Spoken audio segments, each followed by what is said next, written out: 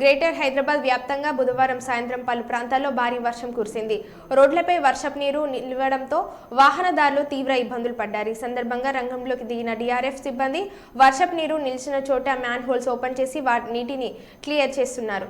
Water logging సమస్యలు ఉంటే GHMC దృష్టికి తీసుకురావాలని అధికారులకు సూచించారు.